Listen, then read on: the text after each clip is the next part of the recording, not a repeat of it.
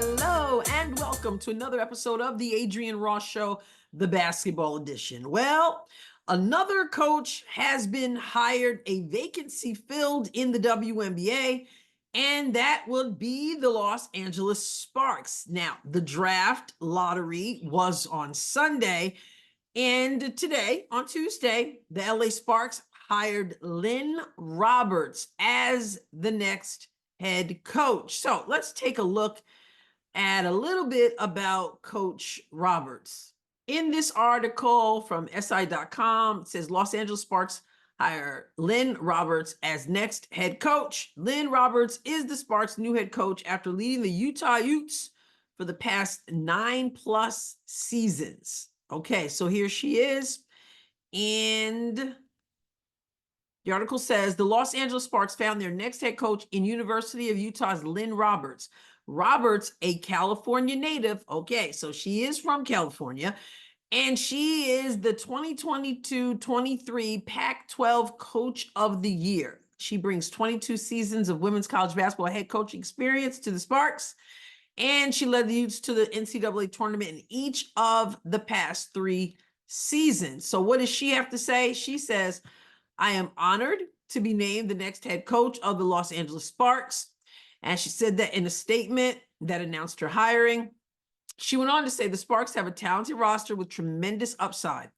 We will compete tirelessly for WNBA championships.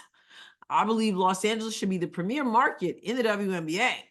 And I'm eager to partner with our players and front office to make this happen. Obviously, we know that Curt Miller parted ways with the Sparks in September. And we also know that Miller is now with the Dallas Wings as the GM. And the Wings, of course, picked for number 1. They'll get the number 1, and people assume that will be Paige Bueckers. But back to LA, Roberts will be leading the charge, and she will be building around their first 2 first-round picks from last season, and that's Cameron Brink, of course, who was injured and hopefully good to go this season coming, and then Rickea Jackson, who really didn't get the shine she deserved because everybody was talking about Angel Reese as the second option for Rookie of the Year, and Rickea Jackson really kind of was swept under the rug, even though I got to pay more attention to her because, the word on the street out there is that, she should have been given a lot more attention. Okay, so Lynne Roberts. So the WNBA has closed one of the gaps it had, but really, I had been thinking about, yes, Christie Sides. I've been wondering what will become of Christie Sides. We don't even get to hear with these vacancies, we don't even get to hear who are they talking to, who are these teams courting, who are they interviewing, all those things. Next thing you know, boom, there's another announcement, right? I'm wondering about Christie Sides. We last heard from Christie Sides after she was let go from the Indiana Fever, and all we heard was, or saw, I should say, was this on her social media page, and she had it blocked off so that she had to follow you for you to be able to comment. So as a reminder, let's just take a look at what Christie Sides had posted after she was let go. Very simple. Christie Sides said, leave it better than you found it. Peace. And so I could sense a disappointment there. Not just leave it better than you found it, but the peace out speaks, I think. And Tamika Catchings, always a class act. She commented on there and she said, I am so proud of you for a heck of a season and getting the Indiana Fever back to the playoffs. You came, you achieved, and I know, all caps, I know the best is yet to come. And then she went on to say, never easy, but keep shining. Temporary roadblock for future success. Hashtag you got this, hashtag claim it. So again, temporary roadblock for future success. And I've been thinking about that. What does Christie Sides' future look like? I know there were many of us saying that she needed to move on and saying that that is exactly what's going to happen. And it did. But there were also people who didn't think she should be let go.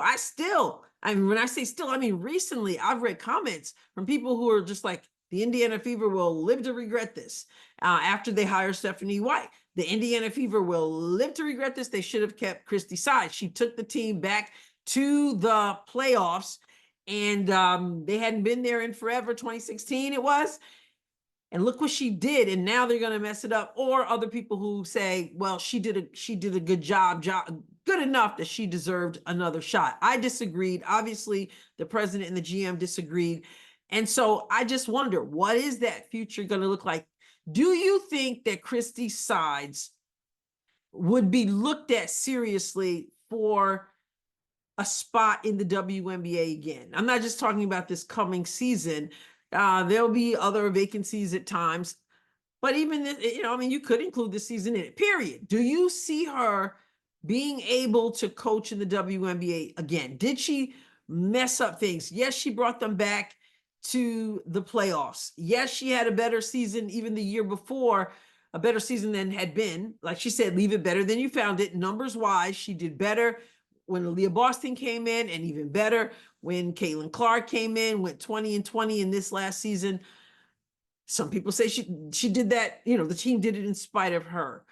But did she mess herself up? Because we're all watching, and I gotta say, 99.9% of us would have to say she was in over her head. That's the way I said it. Wasn't a horrible person. I didn't dislike her as a person. I didn't think she was tanking. I didn't think she was sabotaging CC. Just felt she was in over her head. And other people saw it as well, no doubt. Now, obviously, the GM and the president, new GM and president also saw it, because she's not there anymore. So does she have a future in this league? Do you think that Christie Sides messed it up, that they wouldn't even give her a shot? Or do you see her being able to coach in the WNBA? She ended up, it was the best of times, it was the worst of times, right? Because you would think with a Caitlin Clark, she had every opportunity to just blow it out of the water. And I say that in a good way. But it also brought challenges unlike they had ever seen, anyone in the league has ever seen. And they're still dealing with that. The eyeballs, the pressure. How is she going to coach this phenom, this person we're calling generational talent? How is she going to handle that? All the pressure is on her. And then the defense that CC saw, unlike anything anybody had ever seen. And this was before CC had done anything in the WNBA. They're so like, oh, there are levels to this thing. And yet they're guarding her like she's won 50 championships. And you've got a coach who's never been a head coach, and Christie Sides having to navigate that. So do people understand all of that when they assess whether maybe she has a future in the WNBA, assuming she wants one? Or is it just, she just jacked it up, she didn't know what she was doing? And no, we're not entertaining the thought. Now, when I look at the teams who still need a coach, let's just talk about this coming season. The vacancies are in the Connecticut Sun, of course, because Stephanie White came over to the Indiana Fever. The Washington Mystics needs a coach, and Dallas Wings needs a coach. And they have the first draft, and a lot of people think that's going to be Paige. So who could Christie Sides fill one of those positions? Would you trust Christie Sides with the Paige Beckers coming in, just as you brought Caitlin Clark in to be led by Christie Sides? What about Connecticut? What will that team look like? Will Dejanay there? Will DeWanna Bonner be there? Will Alyssa Thomas be there? I don't know how all those movements will happen or whatever. I don't know all those details. Could she handle that team? Could she handle the Washington Mystics? So here's what I think. Because I like Christie Sides. She did some good stuff, obviously. She just was in over her head. But I feel like if Christie Sides has an opportunity to be a head coach in the WNBA, it has to be with a team that is experienced, has such strong leadership in the players, obviously a strong coaching staff, but strong players, almost like coaches should be seen and not heard kind of thing. Like a team of real, like you can look at Vegas Aces. Not that, not that Becky Hammon is going anywhere, but a team like the Aces has quite a bit of experience to it. But again, Becky Hammon's not going anywhere, right? But they've got experience in Alicia Clark, 11 years, in Chelsea Gray, 9 years, Tiffany Hayes, 11 years. Asia Wilson's only 6 years, but Asia Wilson, right? So Sydney Colson, 9 years, Kia Stokes, 8 years. So this team has a whole lot of experience. Could a Christie Sides go into a team that has a lot of players with a lot of experience where it's almost, you'd be like, they don't really need too much guidance? And maybe Christie Sides can do that. Again, they don't need a coach, I'm sure. I mean, assuming everything goes well with Becky Hammon, but would it be a team like that where there's a lot of experience? The New York Liberty has less experience, but they've got players like a Brianna Stewart, who's only been in 7 years, but it's Brianna Stewart, right? Jonquel Jones, 7 years.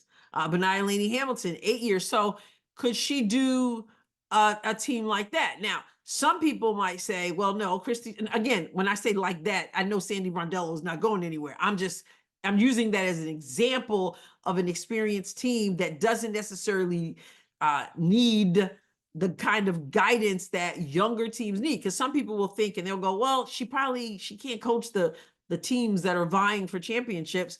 She's got to coach a younger team, but coaching a younger team means they need more guidance. Can Christie Sides do it? Or maybe if things were different, maybe she would have been able to do it if she didn't have the pressure of this Caitlin Clark coming in. I don't know. I'm just curious. I wonder if people would give her a glance. She's had an experience as an assistant coach. Maybe that's the place for her only. Now, Tamika Ketching says the best is yet to come. I wonder what that looks like. I wonder if she'll be given another shot. I wonder if her being in over her head ruined it. Just wonder, I mean, we've got the new coach for the LA Sparks coming from college. Although when I look at the WNBA and all the drama and stuff, it's a better gig in college. I just trying to come up. But anyway, this coach Roberts is coming over. Is it possible that Christie Sides would be coaching in college team? What do you think about her? Did she ruin her future, or did she do herself some good because she did take them back to the playoffs? And, she did leave them number-wise better than she found them. I know there are going to be some of you are going to say, I don't care. She's not here anymore. There's always somebody who leaves a comment to tell you they don't care, right? But I understand that. I understand you're not going to lose any sleep over it, okay? That's not the point. The point is I'm asking a question. What do you think? Does she have a future in the WNBA? And what kind of team do you see her fitting into? Just wondering. Get in the comments. Let's see what you think. Make sure you subscribe to the channel if you have not done so. Hit the like button as well. I'll catch you next time, God willing. God bless you abundantly.